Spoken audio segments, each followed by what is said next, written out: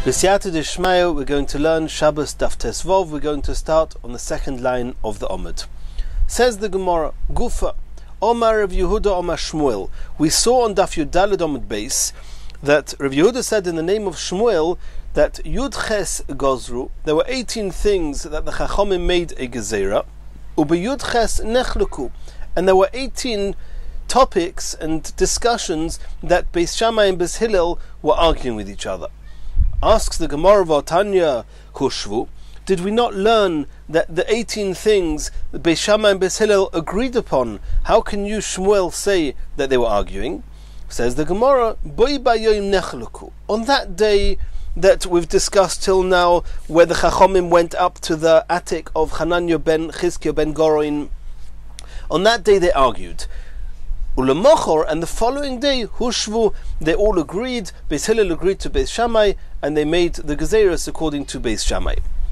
Continues the Gemara, Gufa, Omar Rav Huna. We saw on the Gemara in Daf Yudalad Omid Beis that Rav Huna said, Begimel Mekoymos Nechluku Shammai v'Hillel. Even though Beis Shammai and Beis Hillel, the yeshivas of Shammai and Hillel, the Talmidim of Shammai and Hillel, they had many arguments and discussions, as we know through Shas. But Shammai and Hillel themselves only argued in 3 places. And now the Gemara is going to tell us what the 3 are. The first one is as follows. We know that min haTorah, when a person makes a dough with flour, he's got a chiyuv to take chalot, to take away part of the dough and give it to the kohen. It has similar halachas to truma. The question is, how big does the dough have to be in order to be mechuyev in challah?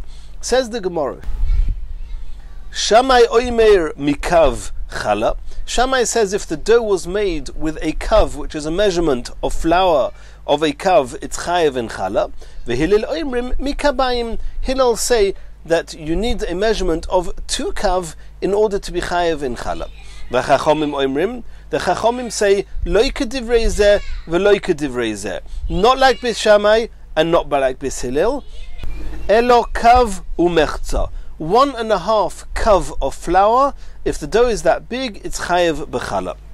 1.5 kav is 6 loigim. A measurement of loig, 6 lug. There's 4 loig in a kav. 1.5 kav is 6 loig. Umesheyigdilu amidois. In Tzipuri, at some point in time, they changed the units and the measurements that they were using. And Omru, at that point, they said chameshes revoim kemach, that 5 revoim, 5 loig of kemach corresponds to what was 6 loig of kemach, which is a kav umechza, and from the new measurements, 5 loig is what is chayovim b'chala.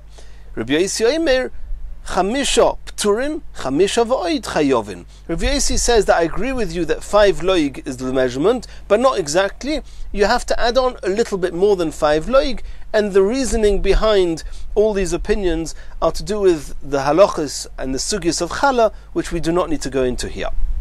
V'idoch, says the Gemara, where's another place that Shammai and Hillel argue? You said there were 3. One of them they argued with how much dough you need to be chayiv in challah. What's the second one?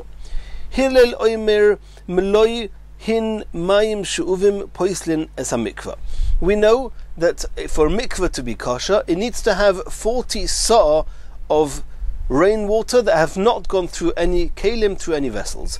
After a mikvah has 40 sa'ah of mayim megashamim, then even if you can add in as much water as you want from mayim she'uvim, those that have been through vessels, the mikvah stays kosher. If, however, the mikvah is not yet full, and you pour tap water or water that's been through a vessel into the mikvah now becomes posel, and you can add as much rainwater as you want, and the mikvah will stay posel. The question is, how much mayim she'uvim has to be put into a mikvah of rainwater that's not yet full in order to render the entire mikvah posel? And that was a machlokas Shammai and Hillel. Hillel oimer meloi hin mayim she'uvim poislin es hamikvah. If you have a hin, which is a measurement of water that's been through a vessel, you put into a mikvah, it passes the whole mikvah. How much is a hin? Rashi says a hin is 12 loig, and that it comes out to 3 kavin of water. The question is, why did Hillel use the term hin? Why didn't he use one of the biblical measurements?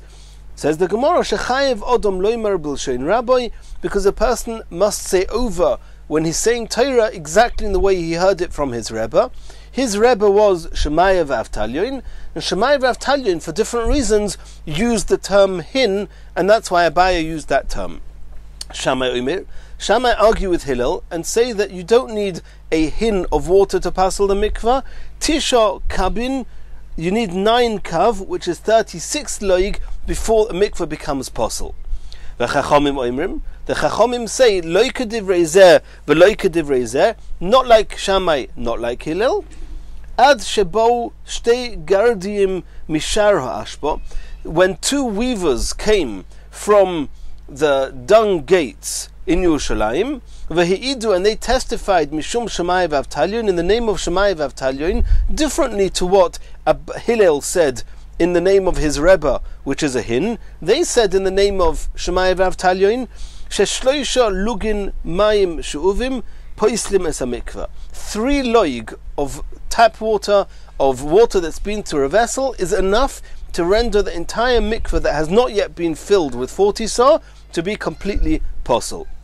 The Kimu Chachomim es Devreim, and the Chachomim accepted the testimony of these 2 weavers, and that was the halacha. And Rashi says you could be a very, very simple person and have a very simple job of being a weaver. You could live in a very simple neighborhood like the dung gates of Yerushalayim, and lo yimna adam atzmu beis hamedrash, that's not a reason not to come to the Beis Hamedrash. Come to the Beis Hamedrash, learn Torah, as we see in this Gemara that these 2 simple workers living in a very simple place, they came to the Beis Hamedrash, and the end of the day it was what they said which carried weight, stronger than Shammai, stronger than Hillel, and the halacha was according to what they said. Continues the Gemara, v'idoch, what's the 3rd place that Shammai and Hillel argued? And the halacha is as follows. We know that as soon as blood leaves the womb of a woman, even before it's left her body, she's tmeah.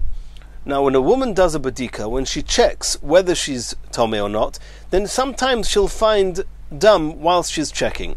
Sometimes the dam will come out and she'll only see it then. The question is, if she checks that whether she's a nida, and she sees dam, do we have to assume that this dam may have been there from a previous badika? She may have done a badika 3 days earlier, and it was completely clean. She was tahir. Now 3 days later she does a badika, and she sees dam. Do we assume, or do we have to worry and take precaution that possibly when did the dam leave the rechem, leave the womb? Immediately after she did the previous badika.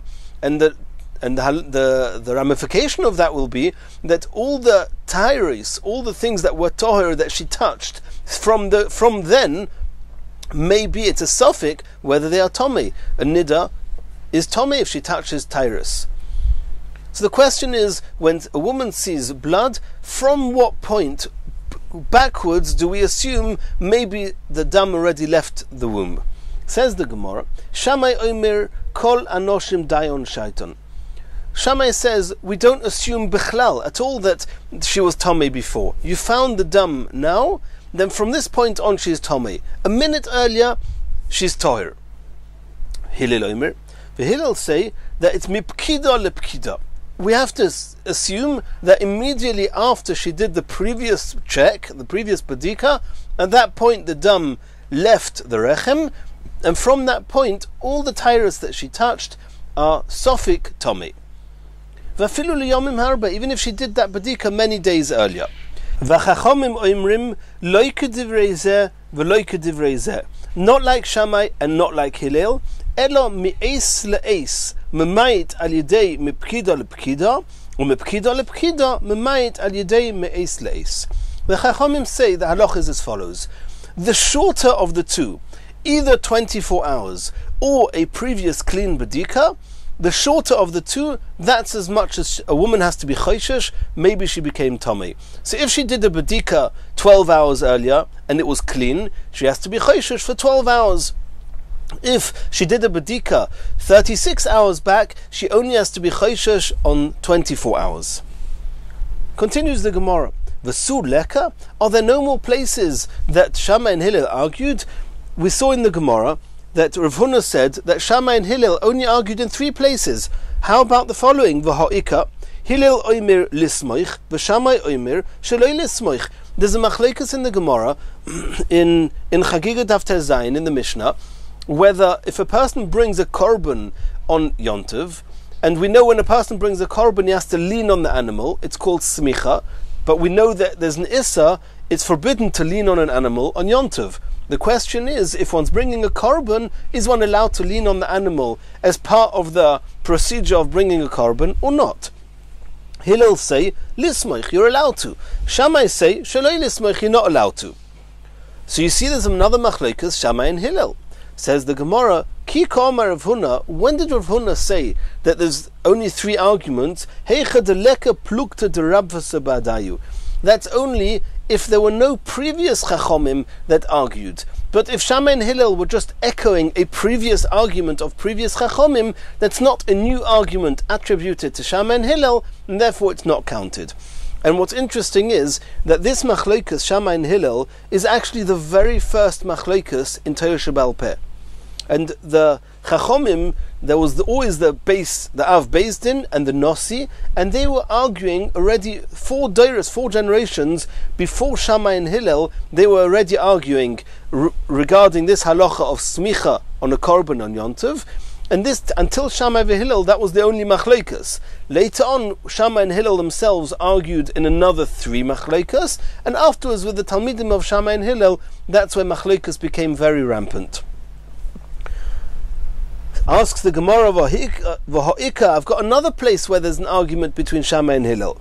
Haboitzer legas, if somebody is harvesting his grapes to take it into the wine press, Shammai omer huchsher. Shammai says that from the time that he harvested it, then the wine drops that come out of the grapes and they all become wet is called muchsher lekabel tuma. We've seen in a previous sugya that fruits can only become tomei if before they became tomei some liquid went on them. Shammai say that this liquid that comes out of the grapes after harvesting is called hechsher, and the fruits can then become tomei. Hillel say that the few drops of wine that get squeezed out of the grapes are not called a hechsher lekabel tuma. So you see that there's another machlekes, Shammai and Hillel. Why do you, Rav Huna, say there were only 3? Says the Gemara, bar minei dahahi, exclude this argument. Dahasam koshosik leHillel leShammai. Immediately after they argued, Hillel agreed to Shammai that these grapes are muchsher lekabel tuma, and since the argument did not last for very long, therefore it's not considered an argument between Shammai and Hillel. Continues the Gemara. We saw on Daf Yudaled Amud Beis a brisa. Yosi ben Yezer ish Tzereida. Yosi ben Yezer, a leader in Tzereida, and Yosi ben Yochanan ish Yerushalayim, a leader in Yerushalayim. Gozru, they made 2 gezeros. Tuma al eretz amim, that chutz la'oretz. We'll soon see the earth of chutz la'oretz, the airspace of chutz la'oretz is considered tuma, and also val klei zchuchis. They also were geyser that glass, even though min haTorah, glass is not one of the kelim that are mentioned that can become tomei, the Chachomim said that midrabanon, or Yosi ben Yochanan said that even glass vessels can become tomei. Asks the Gemara, V'harabonon d'shmoinim shana gozur. Are you suggesting that Tumas Eretz Amim and Tumas Kleis Chuchis, it was Yosi ben Yezer ish Tzereida and Yosi ben Yochanan ish Yerushalayim that made those gzeros? It wasn't. It was the Chachomim of 80 years. 80 years before the Churban Beis HaMikdash, there were the Chachomim, and they made this gezerah. The Omer of Kahana, Rav Kahana said as follows: K'shechol Rabbi Shmuel bar Rabbi Yosi, when Rabbi Shmuel bar Rabbi Yosi became sick, Shol Chuloi, the Chachomim sent him as follows: Rebbe, Emer lonu beis v'gimel dvarim she'omarta lonu mishum avicha. Tell us 2 or 3 things that you heard from your father Rabbi Yosi. Shalach lohem. Rabbi Shmuel bar Rabbi Yosi sent them as follows: Kach Oma Abba, this is what my father Rabbi Yosi told me. Kuf Pei Shono Ad Sheloi Chorav Habayis, 180 years before the Churban Beis Hamikdash, Poshta Malchus Orisha al Yisrael, the Roman Empire started taking control over Klal Yisrael. Shmoinim Shono Ad Sheloi Chorav Habayis, 80 years before the Churban Beis Hamikdash, Gozru Tum al Eretz Amim, the Chachomim of 80 years before the Churban Beis Hamikdash, they were Goizer Tuma on Eretz Amim, V'al Klei Zchuchis, and on glass. Arboim Shono Ad Sheloi Chorav Habayis, 40 years before the Churban Beis Hamikdash, Gold Solo Sanhedrin, V'yoshvelo B'chanuyois. The Sanhedrin that used to sit in one of the chambers in the Beis Hamikdash called the Lishkas Hagozis, they left the Lishkas Hagozis to sit in a place called Chanuyois in Yerushalayim. Lemay Hilchasa. What's the ramification of the fact that the Sanhedrin moved from the Lishkas Hagozis out into Yerushalayim? The Sanhedrin were only allowed to judge fines, knosos, in the Lishkas Hagozis. When they moved out, they could no longer be done on knosos. Asks the Gemara, Dine knosos al kadaitach? Is there any reason to believe that in order to be able to judge knosos, you have to be in the Lishkas Hagozis?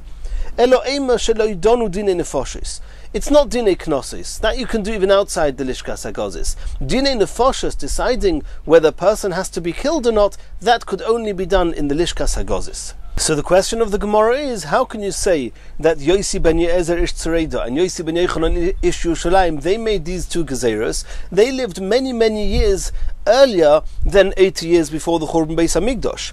And the Gemara is now going to prove that. V'chitema, are you going to suggest b'shmoinim shana nami inhu hava? Maybe Yosi ben Ye'ezer and Yosi ben Yochanan, maybe they were part of the Chachomim who lived 80 years before the Churban Beis Hamikdash, and then it's not a contradiction.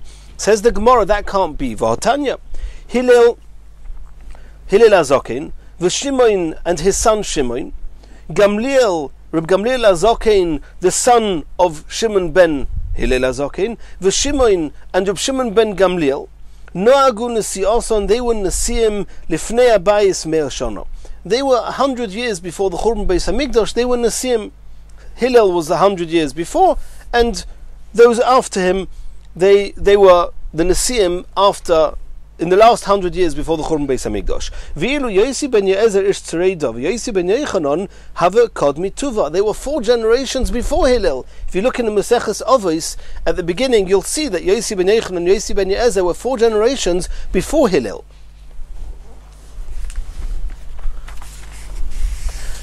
Elo Osu inhu gozur agusha. It has to be that the Gzeira on Tumas Eretz Amim, and Tosfos discusses how we deal with the problem with the Zchuchis, with the glass, but the Gemara is going to focus mainly on the Tumas Eretz Amim.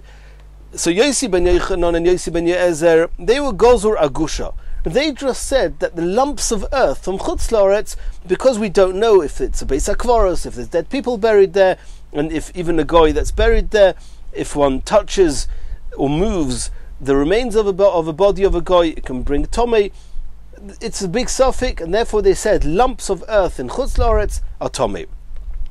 Lisrif, which means that if a lump of earth of Chutz La'aretz touches truma, then we assume, even though it's a suffix, we don't know on a biblical level whether it's tomei, but the Chachomim said it's tomei, and you can burn the truma.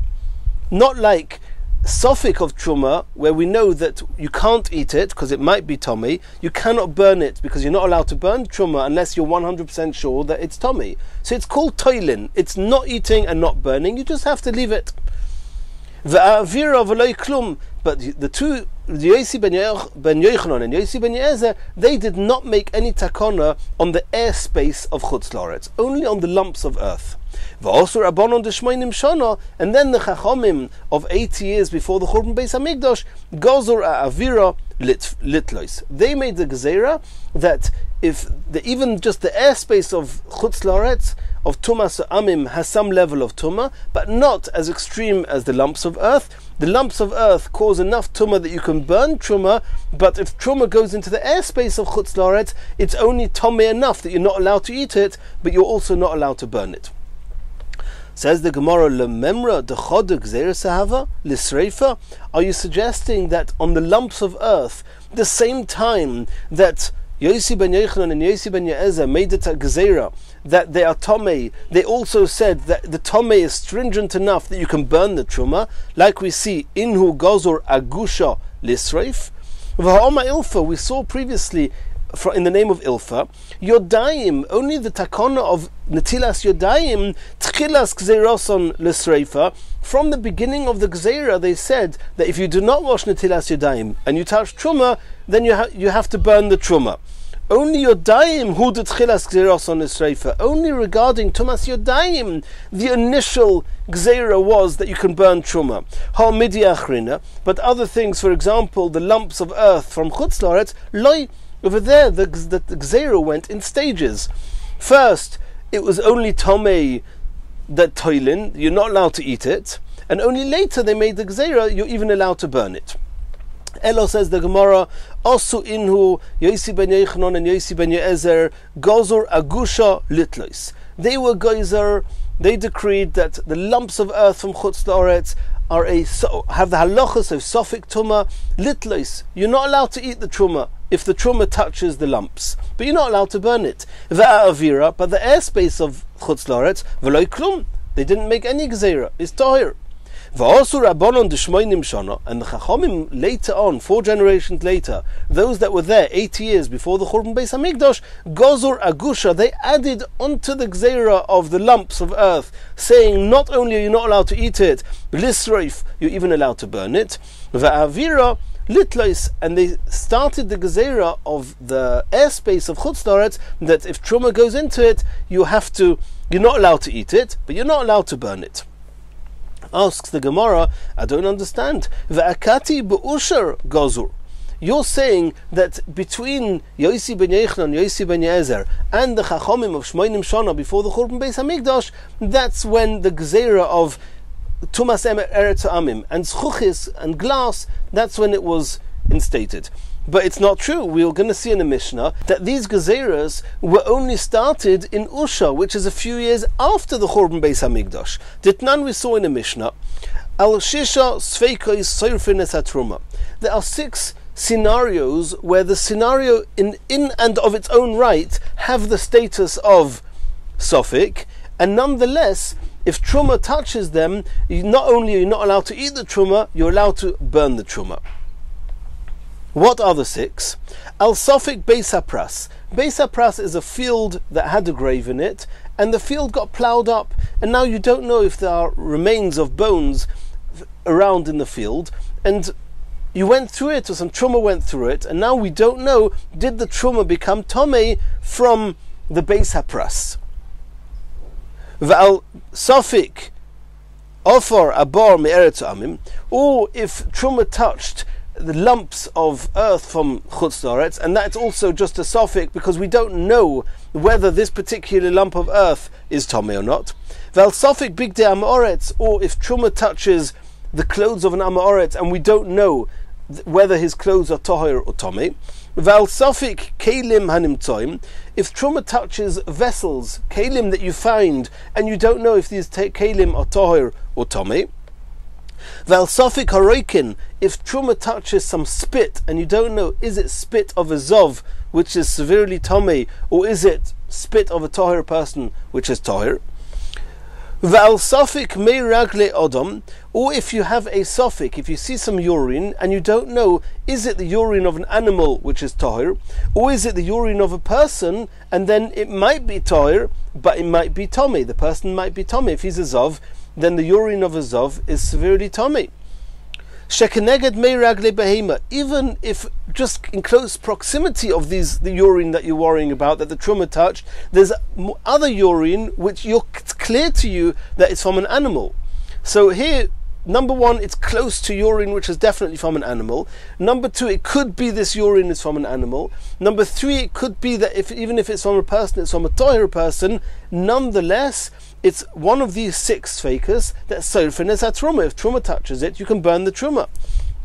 Al vaday magaon, V'al sofik tum'oson, if truma touched in a definite way, we know that truma touched one of these 6 things, even though each of these 6 things are only a sofik of truma, is a sofik of tuma, nonetheless, sorfines a truma. You can burn the truma.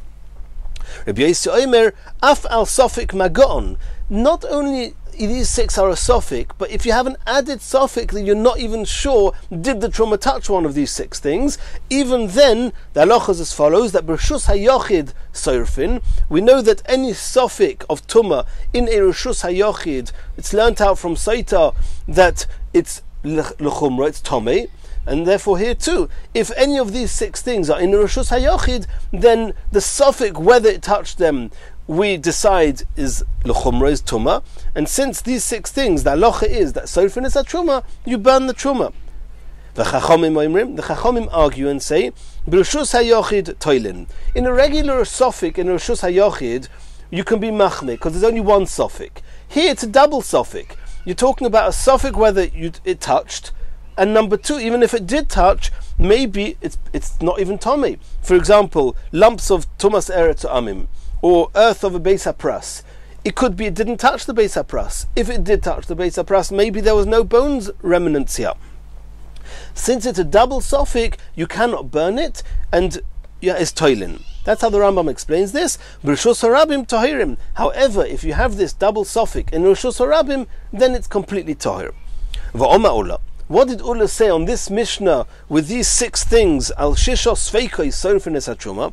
He said that elu shishos sveikois b'usha itkinu. They were geyser, they were masaken, they instituted these halachas in Usha, which was after the Churban Beis Hamikdash. And one of the things that are mentioned here is Ofar Abba Me'eretz Amim, is the lumps of earth from Chutz La'aretz. So how can you say that Yossi ben Ye'ezer and Yossi ben Yochanan started the Gezerah, and then the Chachamim of 80 years before the Churban Beis Hamikdash added to that Gezerah? It was Bichlal a Gezerah of after the Churban Beis Hamikdash. Says the Gemara, Elo Osu inhu gozur agusha litlois va'avira v'loi klum. Yossi ben Yochanan and Yossi ben Ye'ezer, they made a Gezerah that the lumps of earth are tolui. You're not allowed to eat it, but you're not allowed to burn it. And the airspace of Chutz La'aretz is Torah. The Chachamim 4 generations later, 80 years before the Churban Beis Hamikdash, Gozur Idi v'Idi Litlois. They just added on that the airspace in Chutz La'aretz has the same status as the lumps of earth in Chutz La'aretz, that both of them, you're not allowed to eat the truma that goes into it or touches it, but you're not allowed to yet burn it. V'asu b'Usha, and after the Churban Beis Hamikdash in Usha, Gozur, they made the Gezerah Agusha Lisroif. They said that the lumps of earth, if truma touches it, you can burn the truma. V'avira kedekoi, they did not add anything to the Gezerah of the airspace of Chutz La'aretz, and in the same way as the Chachamim 80 years before the Churban Beis Hamikdash said that in the airspace, if truma goes into it, you're not allowed to eat it, but you're not allowed to burn it. They kept it in that. They kept that status quo. Continues the Gemara. Klei zuchuchis. We saw that Yossi ben Yochanan and Yossi ben Ye'ezer, one of the things that the Gezerahs that they made is not only Tumas Eretz Amim, but also on Klei zuchuchis. Even though in the Torah there's no mention of glass being a vessel that's able to become tomei, they said that even glass vessels, utensils, can become tomei, like with other kelim. However, not min ha-Torah, only midirabonon. Says the Gemara, "My tam gozu bu rabbonon tuma." Why did the Chachamim find it necessary to make a gezerah that the zchuchis, that glass, unlike all the other kelim, any other kelim not mentioned in the Torah, are tohir? Why did you pick on glass and make a gezerah? Says the Gemara, Omer Rabbi Yochanan Omer Reish Lakish. And this is an important yisoid of Reish Lakish. Hoil utchilas bri'oson min hachil. How do you make glass? From sand. And sand is very similar to earthenware. V'shavinu rabbonon keklicheres. They compared, the Chachamim said there's similarities between glass and earthenware. In the same way as the Torah said that earthenware kelim can become tomei, so too the Chachamim said that glass kelim can become tomei. Says the Gemara, if you based your chumrah, your tumah of klei zchuchis, on the tum of klei cheres, the halachas should be similar. Is that the case? Ela me'ato, if so, lo yitahei lohen tahara b'mikvah. We know that all kelim, when they become tomei, there's one of two ways they can become toher. Either if they become unusable, called if it gets broken, damaged, and you can't use it in the way it's supposed to be used, or if you tovel it in a mikvah. Kli cheres, earthenware kelim, however, can only become toher if they get broken, shviroson zuhi taroson, but a mikvah does not matahir, does not purify an earthenware kli. So if you learn, if the chachomim are annexing glass to earthenware, we would assume that one cannot be matahir a glass kli in a mikvah. Alomotnan, why did we learn in the Mishnah contrary to that? Ve'elu chaytzitzin bekelim. We know that with the mikvah, if there's a chatzitza, if there's a separation between the vessel or person or anything that needs tvila and the water, then the tvila is invalid. So what type of sticky substance on the side of a kli will render the kli as having a separation between it and the water, and the tvila will be possible? Says the Mishnah, hazefes v'hamoir, which are two types of very sticky substances.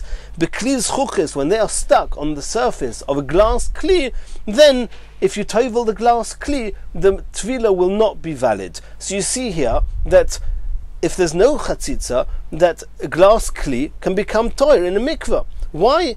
It should be similar to kli cheres, that mikveh does not purify it. Says the Gemara, hocha b'mayaskinon kegoyin shenikvu. It was a glass kli, and at some point it got broken. There were holes in it, and you could no longer use it in the normal sense.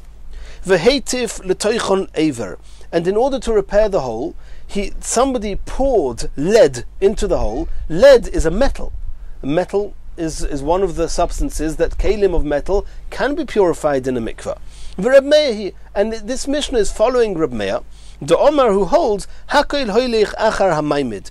If you have a vessel made of one substance, and there's another type of substance which is responsible for maintaining the vessel, and without it the vessel is invalid, then it has the halachic status of the substance that's maintaining it. The Tanya, as we saw in the Brisa, kli zchuchis, a glass kli, shenikvu, that had a hole in it, v'hitif l'toichon aver, and they poured lead in it. So now you've got the base of the kli is glass, but what's maintaining it, what makes it usable? The lead, which is metal. Omer Reb Shimon ben Gamliel, Reb Meir metami. Reb Meir says that it now has the status of a kli mateches, a metal kli, and it's tomei min ha'torah.